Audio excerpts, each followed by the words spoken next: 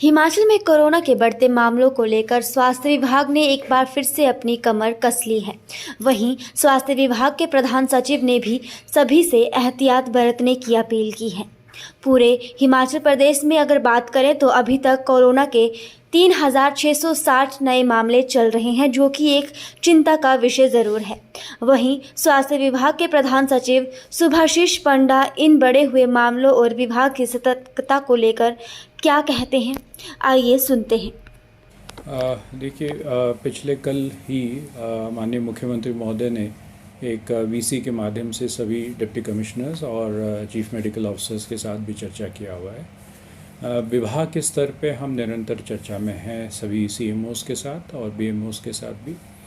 कुछ दिन पहले हमने सीएमओस के साथ बैठक शिमला में भी की थी। हम चर्चा इस दिशा में कर रहे हैं दो प्रकार के।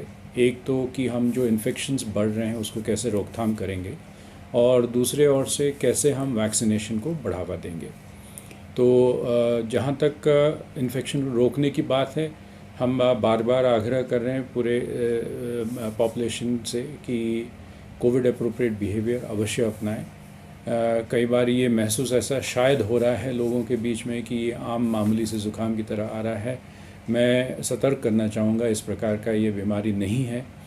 पिछले कल ही WHO के डॉक्टर स्वामीनाथन ने अपना ट्वीट किया था, जो साइंटिफिक इससे जानकारी मिल रही है।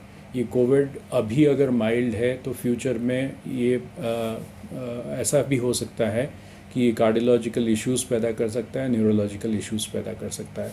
और बार बार इन्फेक्शन होना मतलब आप अपने आप को खतरे में ज़्यादा डाल रहे हैं। इस वक्त वेरिएंट्स की बात चल रही है, तो कुछ एक वेरिएंट्स जो अभी भारतवर्ष में नहीं है और विशेषकर हिमाचल में नहीं है, वो वेरिएंट्स ऑफ कंसर्न घोषित किए गए हैं WHO के साथ। तो उसके ऊपर भी हम निरीक्षण कर रहे हैं और अपने सैंपल्स का जीनोटाइपिक का सीक्वेंसिंग कर रहे हैं, ताकि हम जाने कि स्टेट के अंदर किस प्रकार के वेरिएंट्स इस वक्त चल रहे हैं। इस वक्त जो वेरिएंट चल रहा है हाईली इन्फेक्शियस है, इस वजह से तीव्र गति के साथ ये फैल रहा है। तो कोशिश स्वास्थ्य विभाग का, ज़िला प्रशासन का, पूरे सरकार का यही है, माननीय मुख्यमंत्री, माननीय स्वास्थ्य मंत्री के आदेश अनुरूप, कि हम कैसे पहले पहचान कर लें कि कहाँ पे इन्फेक्शन है, किस में है, उस व्यक्ति को आइसोलेट कर लें। आपने देखा होगा अभी तक सरकार ने ऐसा कोई आदेश नहीं की कि ज़बरदस्ती किसी को हॉस्पिटल में दाखिला कराया जाए।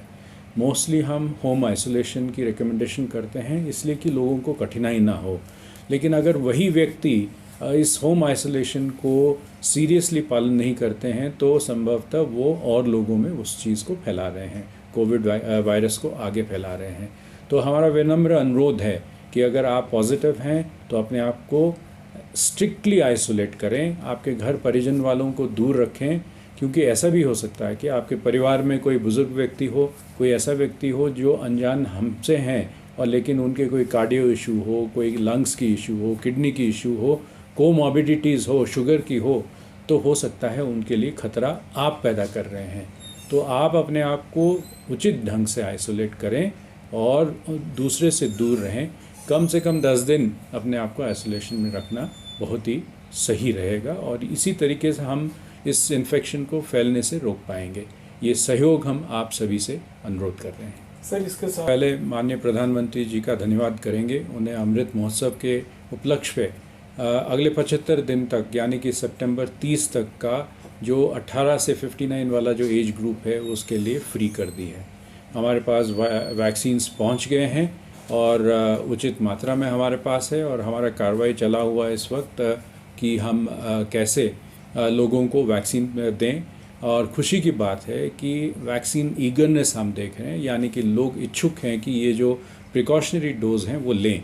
और परसों हमारे कोई 21,000 लोगों ने वैक्सीन ली थी, पिछले कल 36,000 से ज़्यादा लोग वैक्सीन ले चुके हैं, और हम टारगेट कर रहे हैं कि प्रति रोज़ कम से कम 70,000 तक हम पहुंचेंगे। आज भी मैंने एक वीडियो कॉन्फ्रेंस के माध्यम से हमारे सभी सहयोगी अधिकारी जो CMOs हैं इनके साथ चर्चा किए हैं।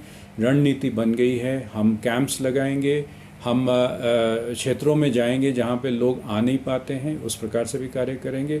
और अंत में जो सज्जन जो लोग चल नहीं सकते हैं किन्हीं कारणवश, तो उनके घर तक हम जाएंगे और उनको वैक्सीन उपलब्ध कराएंगे।